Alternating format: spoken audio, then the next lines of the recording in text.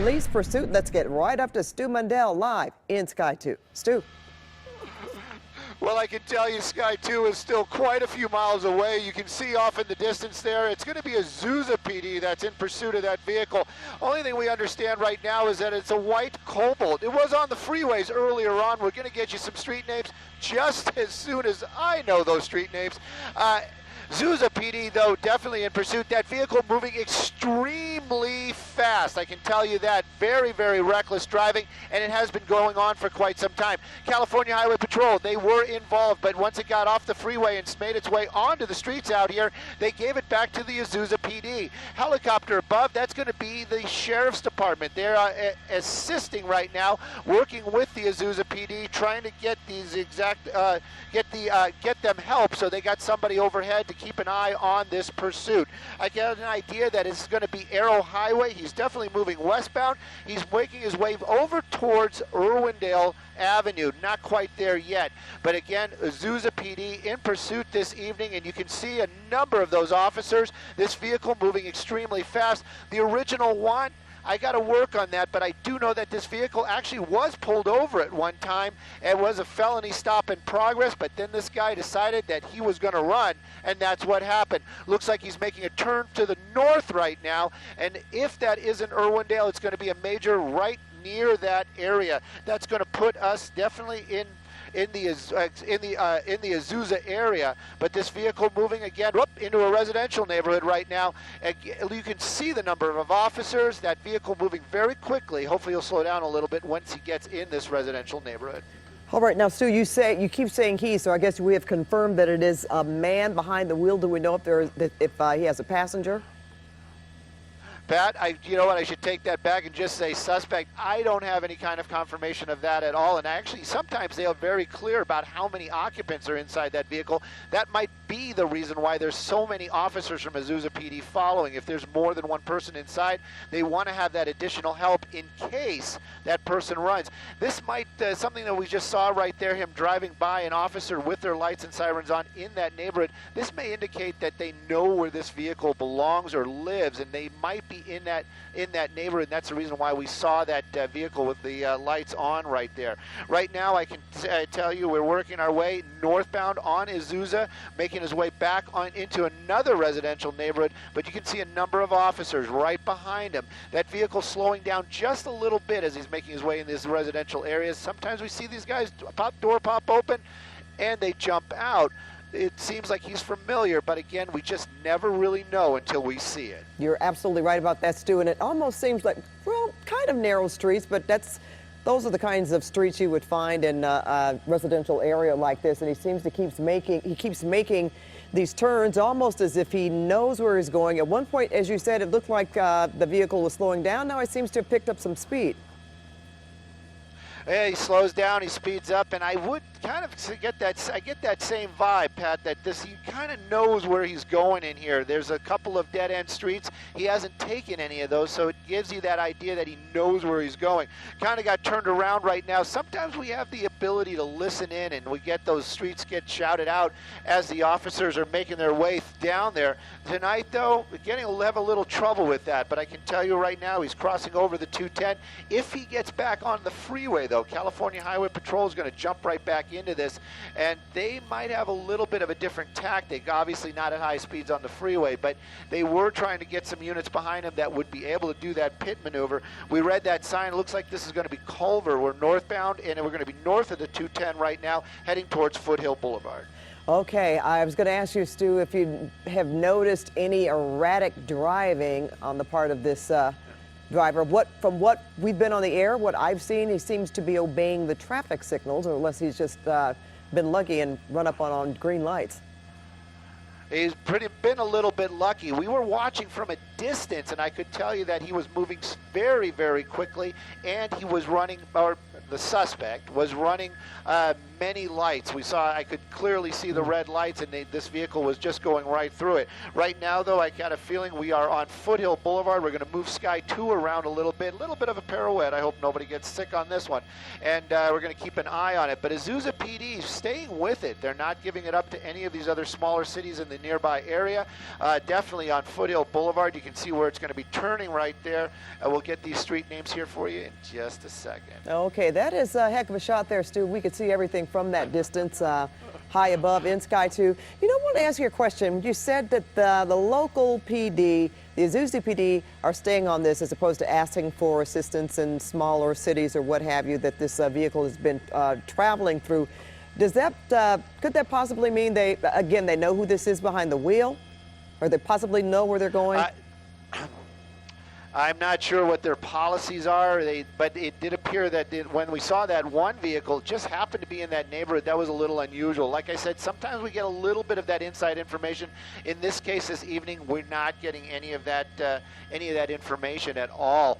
You can see that helicopter right there. That's going to be actually one of the smaller. That's going to be I think that's going to be El Monte's helicopter that we just saw right there. Residential neighborhood again, making another turn to the south. I was just reading those signs.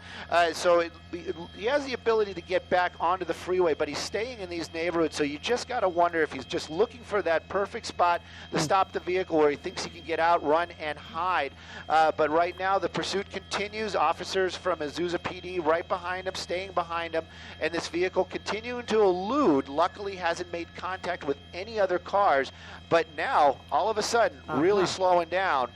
You got to wonder what's going on right now. Maybe he's running out of gas, or maybe he's just choosing where he or she is going to want to go. Yeah, it's really interesting when this kind of thing happens too, because you would think that they could be running out of gas, maybe trying to make a run for it, or know that, all right, it's time for me to give up now because I don't have anywhere else to go.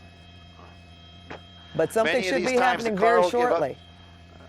Yeah, it definitely looks like the car is giving up before the driver right there, just holding on to those last seconds of a moving vehicle. The officers, though, they've got their doors open and they're ready to pounce, just waiting for that vehicle to come to a stop. But then always is going to be the question, is this person going to get out, continue to stay inside, follow those orders? Right now, though, Azusa PD, guys, that vehicle stopped, or that vehicle has stopped, and Azusa PD behind it, probably the correct verbiage right there. Some movement inside the car. These officers, they got their guns out. They're ready to do their thing, but it definitely looks like now all of a sudden that we have a bunch of willing participants, hands popping out both sides of the cars right now, hands in the air. So it looks like this may be coming to an end peacefully here in just a moment. And at least we possibly know, Stu, from, I noticed that too, the passenger side of this vehicle, there appears to be looks like someone's on the passenger side and opened the door as well. So at least we probably have more than one person in the car.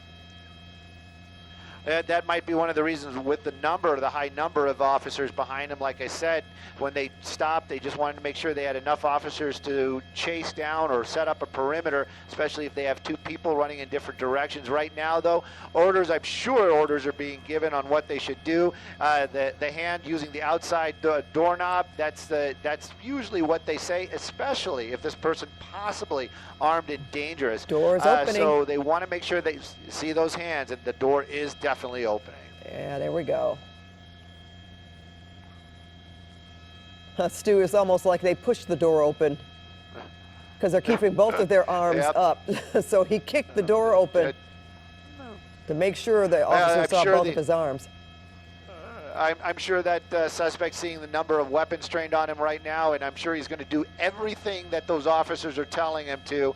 And keeping your hands where they can see him, that seems to be the big item. It was interesting right there. It looked like they were telling him maybe it looked like he's reaching for that other door. This is something a little different. Azusa PD maybe telling him to open up that other door. Possibly there might be some suspects in the back, or they just want to make sure because of the tinted windows. Right now, though, the command's probably being given. They're going to take him into custody, then the passenger that we see with the hands out. But is there somebody in the back seat? That one, they're going to have to, we'll wait and see, just along with Azusa PD.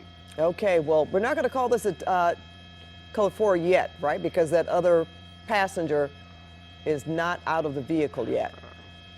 It's not over till it's over, and everybody has their cuffs. Everybody has cuffs on, and they're in custody. Sometimes the passengers, they might actually just let them go. They'll probably take them to the police station if there's no reason to hold them. The driver is the one that they usually is going to be the suspect that probably will have some charges pressed against him. Right now, those cuffs are going on, but they still have to get that other passenger, the one we see, out, and then they have to make sure there's nobody in that back seat. Okay, and as far as we know, so far, Stu, they're still saying that the want was reckless driving. Haven't heard anything different, and it appears that the Azusa Police Department is very, very busy, and they're not necessarily taking calls right now to give us any further information. I'm sure it almost appears that they have almost all the Azusa PD officers out here at the end of this chase. There's a number of officers in the area behind the vehicle and then also around the corners, just getting a little bit wider there. You can just count the numbers. Even the undercovers were involved in this as well.